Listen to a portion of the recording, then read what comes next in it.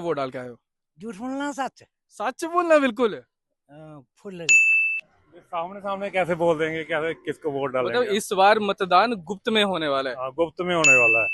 गुप्त रखना चाहते हो? गुप्त रखना चाहते हैं हम भी। वोट तो हम सर गुप्त में डालते हैं। गरीबी हटाओ, गरीबी हटाओ। इंदिरा गांधी कहती थी गरीबी हटाओ, नेहरू जी कहते थे गरीबी हटानी है, और राजीव गांधी कहते हैं गरीबी हटानी है, राहुल कहते हैं गरीबी हटाओ। हटाई क्यों नहीं? 60 साल है। दिख लेने कांग्रेस ही पाइए दिखे, मोदी ही पाइए दिखे। इसी को तो अंधभक्ति बोलते हैं। देखो मैं आपको बताता चलूं, जो पढ़ा लिखा इंसान है, जो चाहता है, जो जानता है कि हमारे पॉलिटिक्स में क्या हो रहा है, हमारे देश में क्या हो रहा है, वो कभी बीजेपी को वोट नहीं डालेगा। आप किन मुद्दों को लेकर वोट करने वाले हैं इस बार? बेरोजगारी को लेके। बेरोजगारी के फेवर में या फेवर में या अगेंस्ट? उसके अगेंस्ट, जैसे कि अभी हम बेरोजगारी हैं, कोई कुछ नहीं है। मोदी साहब। हाँ, वोट मोदी साहब को जाएगा। वोट तो मैंने मोदी को डाला है। वोट हमने लाल सिंह को दिया, कांग्रेस को। वोट किसको दिया? हमने तो लाल सिंह को दिया। 10 साल में तो मैंने काफी कुछ देखा है जो मैंने पहले नहीं देखा। अभी 10 साल में काफी डेवलपमेंट देखी मैंने, तो उसी को मद्देनजर रखते हुए तो मैं वोट डालूंगा। आपको पता है महंगा हो चुका कोई है, महंगाई बहुत सारी चीज, कोई महंगाई नहीं है। मतलब महंगाई जितनी भी हो वोट मोदी को। महंगाई बढ़ रही है तो सैलरी भी बढ़ रही है, इनकम भी उतनी बढ़ रही है। देखो हमने तो अपनी राजनीति है, अपना राजा चुनना है जो अपना अच्छा काम कर रहा है देश के लिए। बॉर्डर एरिया है इधर, तो पहले तो फायरिंग होती रहती थी। अभी जब तक मोदी साहब आए हैं तो फायरिंग बंद है। कम गया है, टैडी लागे ते खागे। मतलब कोई जिसी वोट पाना सानू क्या लगदा कि उन काम करने थोड़े दोबारा साढ़े को बहाना नहीं करने, तो फिर तो, पीछे नहीं खींचे रह गया करने ने। लेकिन वोट फिर भी मोदी। वोट फिर भी मोदी साहब को। मोदी की उसकी तस्वीर अच्छी है, लेकिन जो नीचे जो है ना, वो सबको तो नहीं देख रहा है। जो नीचे वाले जो है ये काम बहुत खराब कर रहे हैं, लेकिन हम फिर भी मोदी को ही वोट दे रहे हैं। ठीक है, कैमरा में अभी आप देखें, प्रधानमंत्री मोदी भी देखेंगे, तो उनसे अपील करें कि क्या चाहते हैं आप? बिल्कुल मैं कहता, हम मोदी साहब से यही अपील करेंगे कि प्लीज ग्राउंड लेवल पर आके देखें क्या हो रहा है ग्राउंड में। ऊपर तो आप बहुत अच्छा काम कर रहे हैं, हम आपको ही वोट दे रहे हैं, लेकिन नीचे जो है भ्रष्टाचारी के लिए आपने बोला था कि हम भ्रष्टाचार बिल्कुल नहीं बर्दाश्त करेंगे। भ्रष्टाचार बहुत ही ज्यादा हो रहा है, खुले आम हो रहा है। जहां जनता पीसी जा रही है। नंबर 2, बेरोजगारी, बच्चे जो है पढ़े लिखे हैं, उनकी कोई भी जो है नौकरी के बारे में कोई सुनवाई नहीं हो रही है। बच्चे कहाँ जाएंगे बीए एमए पढ़ के। तो तुस अपनी मर्जी करने फूलों पर पाया? अपनी मर्जी करने पाया, पहले बारी पाया फुलाई ने थाई बांधे है। माता मोदी की जानते हो तुस? आहो फोटो च दिख रही हैं ओदे च टीवी च। लाल सिंह मोदी ने क्या रीजन? क्योंकि हमारे फैसिलिटी कोई नहीं है बॉर्डर पे मोदी साहब ने किया था, ऐलान किया था कि हम फैसिलिटी देंगे जीरो लाइन को, स्पेशल भर्ती कराएंगे, कोई बीएसएफ की कराएंगे, सीआरपी। आज तक कोई नहीं हुई। और बॉर्डर जो जीरो बॉर्डर है वो उठा के इन्होंने 10 किलोमीटर पीछे ले गए। वो लोग फायदा ले रहे हैं, हमें कोई फायदा नहीं मिल रहा है। स्कूल हमारे नहीं है, यहाँ वो है हाई स्कूल है, जहाँ हाई सेकेंडरी हमारे पास 14 किलोमीटर जाकर हाई सेकेंडरी, जहाँ हाई सेकेंडरी कोई नहीं। ये तो होनी चाहिए, बच्चे पढ़े। मैं सवाल पे आ रहा हूँ, वर्किंग डे पे काम छोड़ के आया हूँ। मैं आया हूँ सिर्फ एक बात की वजह से, एक बात की वजह से ये कह रहा है कि पीछे आ, पुलिस वाले इधर आ। ये कौन सा यार तरीका है? ये पार्लियामेंट जाने के काबिल है? इसको क्या कहते हो कि पार्लियामेंट में भेजेंगे? ठीक है, आप इनकी बात से सहमत है? मेरी बात सुनो, ये तो एक बहाना होता है वोट नहीं डालने का। अभी आपने भी जितेंद्र सिंह का बयान सुना था, जो उन्होंने लेडीज को लेके बयान दिया था। क्या था बता सकते? ना आपको मीडिया वालों को सभी को पता है, हमने क्यों बोलना है? आपको सभी को पता है कि क्या बयान दिया था कि बोर्ड की लेडीज के हाथ में बोर्ड होता है, आप जहां चाहो वहां पे बोर्ड ले सकते हो, अपने घर वालों का बोर्ड। वो बयान किस तरफ जाता था वो भी आप देख सकते हो। ये तो एक जिन्होंने बोर्ड नहीं ना डालना, सिर्फ यही आता घुमाने उधर उधर की बातें हैं। सेंटर से लेके ऊपर से लेके नीचे तक देख लो, यही कुछ होता है। ये तो यही करते हैं। जो कोई सीधी बात बोलो उसको बोलना ये ऐसे नहीं ऐसे किया, ऐसे नहीं ऐसे किया। कांग्रेस वाले अगर रोजगार मांगेंगे तो उसके लिए ये बोलेंगे रोजगार क्यों मांग रहे हैं? 7 साल में काम किया, उनका गरीबी हटाओ, गरीबी हटाओ। इंदिरा गांधी कहती थी गरीबी हटाओ, नेहरू जी कहते थे गरीबी हटानी है, और राजीव गांधी कहते हैं गरीबी हटानी है, राहुल कहते हैं गरीबी हटाओ। हटाई क्यों नहीं? 60 साल है। क्या कर रहे हैं तो क्यों नहीं करने दे रहे उनको? क्या बोलेंगे? 10, 15 साल, 20 साल और क्या बोलेंगे? देखो जी, तकलीफ है। इसी को तो अंधभक्ति बोलते हैं। देखो मैं आपको बताता चलूं, जो पढ़ा लिखा इंसान है, जो चाहता है, जो जानता है कि हमारे पॉलिटिक्स में क्या हो रहा है, हमारे देश में क्या हो रहा है, वो कभी बीजेपी को वोट नहीं डालेगा। ये तो रियलिटी अच्छा ठीक है, ये बोल रहे हैं बीजेपी को वोट डाला, बोलो नहीं डाला, 5-5 मुझे पॉइंट्स चाहिए। आप बताओगे कि क्यों नहीं डालना चाहिए और आप बताओगे क्यों डालना चाहिए। चलो गिनना शुरू हो जाते हैं। ठीक है, सबसे पहले आ गया रोजगार। हाँ, रोजगार को लेके प्रधानमंत्री मोदी जी ने जब 2014 में इनकी स्पीच है, उन्होंने बोला कि 2 करोड़ युवाओं को रोजगार देंगे। अभी आप देख सकते हो कि क्या हालत हो गई है, बेरोजगारी नंबर 1 है।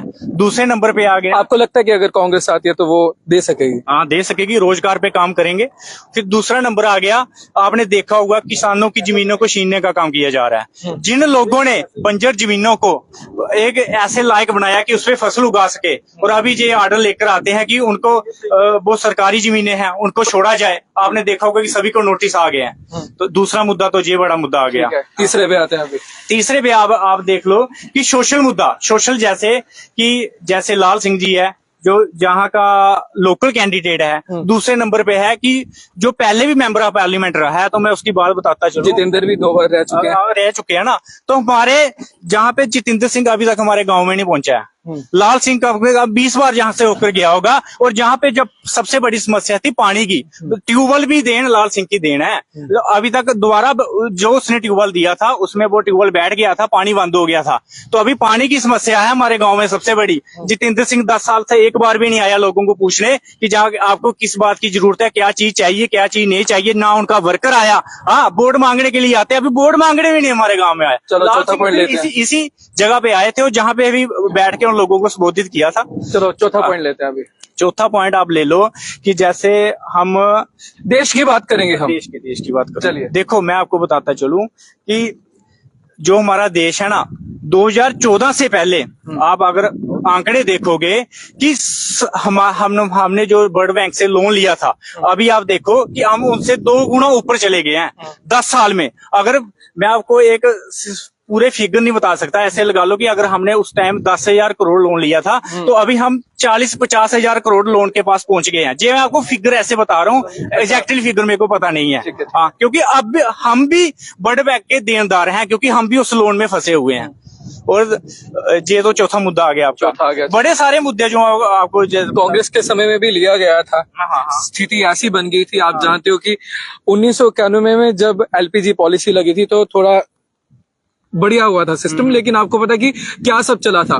तो वो तो जाहिर सी बात है, जब नीड पड़ेगी तब लिया भी जाएगा। मेरी बात सुनो, जब हमारा देश आजाद हुआ था तो हमारा देश के पास इतनी पर्याप्त मात्रा नहीं थी कि हम एक सुई का भी बना सके अपने देश में। 70 सालों में ये कांग्रेस की ही देन है जो आज हम इतनी ऊंचाइयों तक पहुंचे हैं। और आज बीजेपी उसको लूटने का काम कर रही है। किस तरह से लूटा, किस तरह से? जी, जब मोदी जी पहले 2014 में बोल रहे थे कि वो प्रधानमंत्री गिरा हुआ है जिस देश का पैसा रुपया गिर रहा है, अभी आप हालत देख लो, रुपया कहाँ चला गया, क्योंकि ये प्रधानमंत्री जी के बोल हैं। ठीक है, आपके 5 पॉइंट अभी आपके पास आते हैं। बताएं कि कोई भी 5 पॉइंट मोदी सरकार वापस क्यों आनी चाहिए, क्या अच्छे काम है? मोदी सरकार के हर ही काम अच्छे हैं।